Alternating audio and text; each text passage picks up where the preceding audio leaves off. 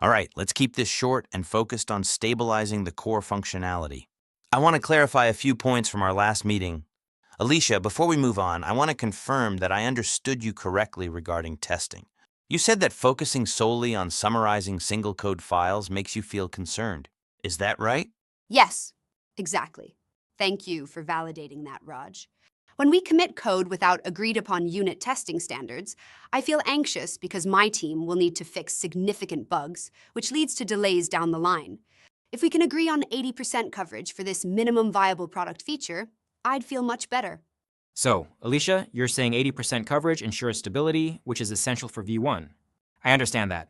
When the core functionality is robust and stable, I am enthusiastic because I can promise aggressive launch claims. A buggy V1 would make it hard for our team's innovation to get the appreciation it deserves. Okay, 80% coverage on the single file summarizer is the new baseline for V1. Alicia, that means your team will finish that testing by the end of this month, correct? We must stay on schedule to hit the deadline. I appreciate the focus on quality and speed.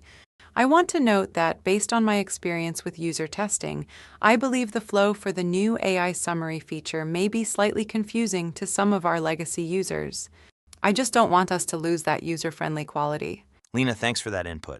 But the initial UX wireframes passed stakeholder review. We can revisit minor usability friction during the post-launch iteration cycle. We have to prioritize functionality now. I know. It's just that users won't get the functionality if they don't know how to use the product.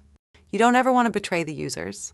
We should probably look at the user journey again soon. I agree with Raj.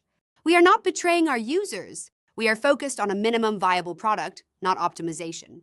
For now, I'd like to finalize the technical details. Agreed. Marketing needs those features finalized to start working on our product launch video and other materials. Let's get testing.